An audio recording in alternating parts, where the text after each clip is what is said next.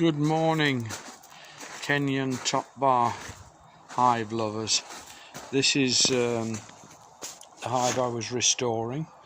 It's one I built 10 years ago.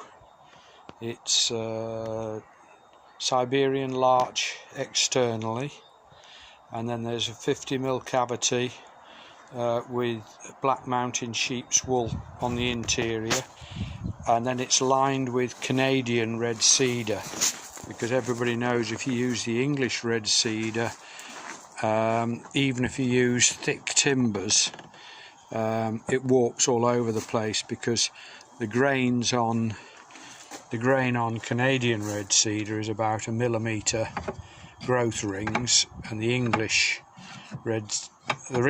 cedar can be up to 1/4 inch, so it just moves everywhere. So these were built originally with this 15mm red cedar on the inside, lined it at the ends, and they still fit the 50mm wool in there. I've had to remake the roof because it fell apart, and that was due to getting the breathing wrong.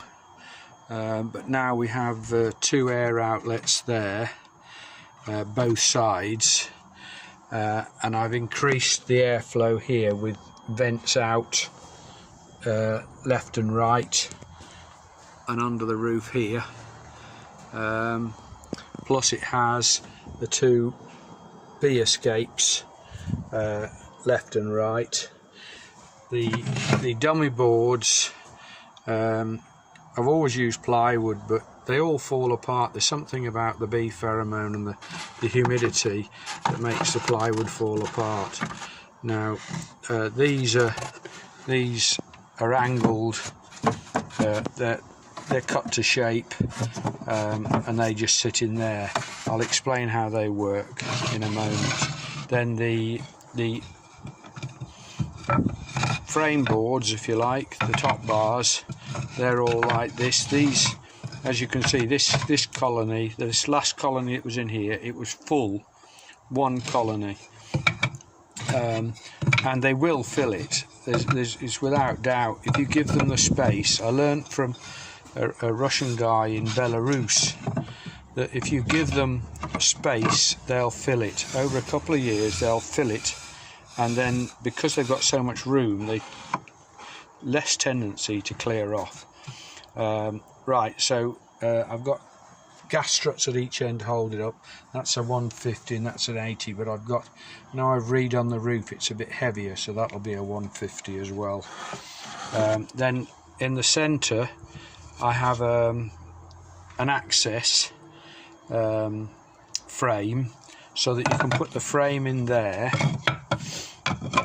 like that, and then it takes a standard super sits on like that, and that's what I say to everybody, that's where you take your honey from, only out of the super. You never take from below, because as far as I'm concerned, that's the main colony, that's where they'll go for stores, because bees don't like going up and down. That's why the small box beekeepers lose out some winters, because the bees don't like going up and down to get feed. But as you can see, the feeder sits, I mean, not the feeder, you can either have a feeder if you want, but they should have enough of their own, and the super fits in nicely. So that's that. I'll take the frames out. I just count them so you know how many there is. 2, 4, 6, 8, 10, 12, 14, 16, 20, 22, 24, 26, 28, 29 frames, and there's a couple of spares ready to use. Now I've cleaned all these on each edge, but I haven't taken off I haven't cleaned that off, because it just gives the bees an indication of where to go, rather than build sideways across the hive. So I'll take those out and put them in my box. and then I can explain the rest of the hive.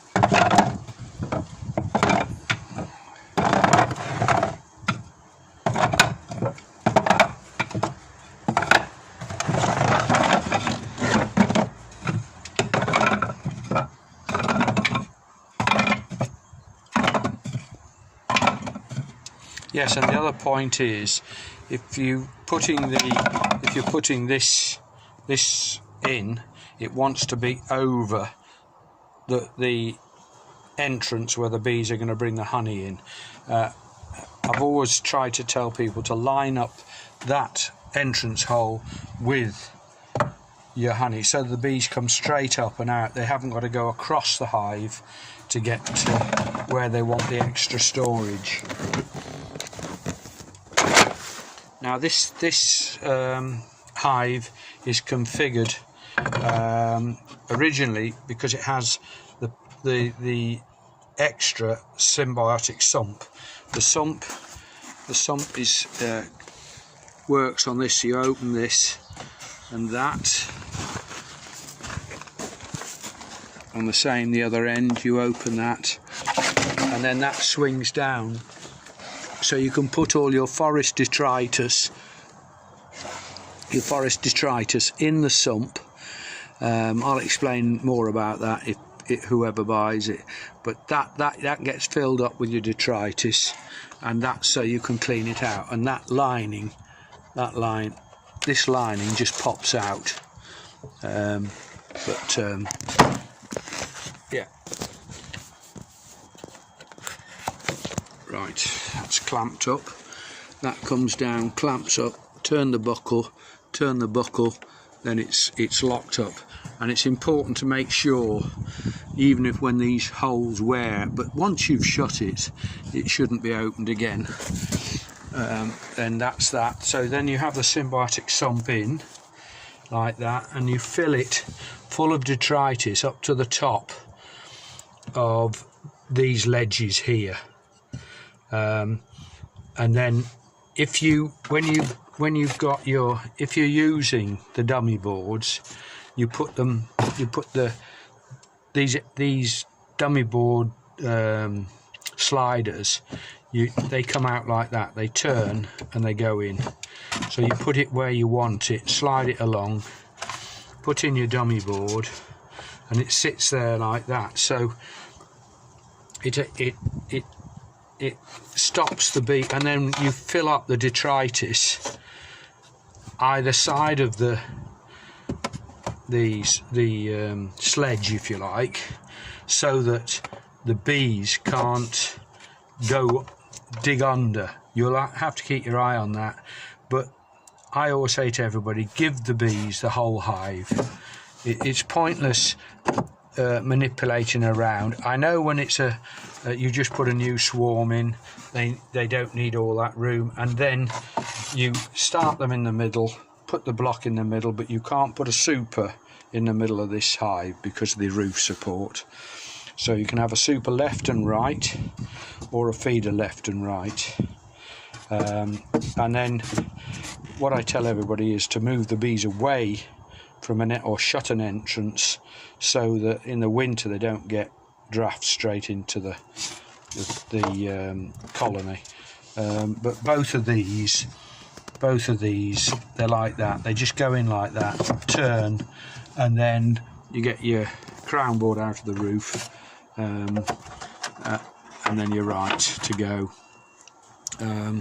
Yeah, and then this was a feature put on as well. These two wings go out either side like that, and you turn this little buckle here.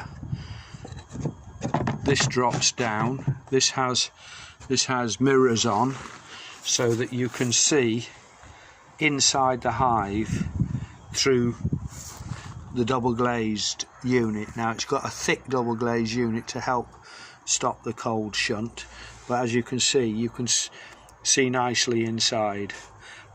If you've got all your bars in and it's dark, if you use an LED torch, it makes it really easy to see inside. But if anybody wants this hive, the best thing is to let me know. But as I say, I built this, originally I built these versions about 10 years ago, 10 or 12 years ago, and they were, admittedly they were very expensive at the time, but the owner of this one has decided to go back to,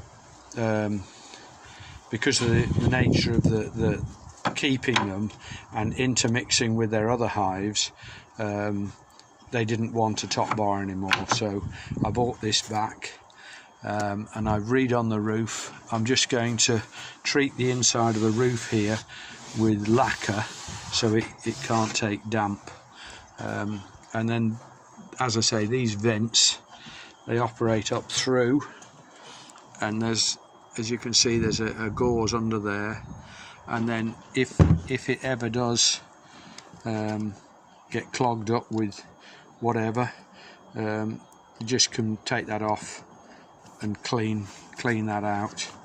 That just comes off. I put the double nut on so that the thread doesn't get wet. It wants a bit of Vaseline or grease on there, but the brass nut won't allow it to rust up, and then the gauze is there with the holes down into the hive.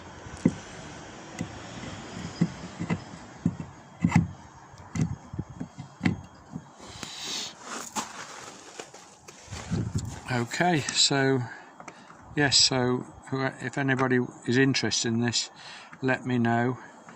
But it's going to be, because obviously I had to buy it back, and I've spent probably 2 weeks getting it. I'm looking for offers over 500, but when these were new, they were sort of £1,500 each. The later ones were 18 because the price of the larch went through the roof. I'm going to put some bars across here out to the width of the roof. This one was made specifically for a customer that had a ledge on their patio for it to go on, so it was the legs were narrow, but they will be the width I'll put a beam that can bolt onto there, so that it's a little bit more stable. But I mean, it's that heavy. It's that heavy. It won't go anywhere. Yes. Okay. Thank you.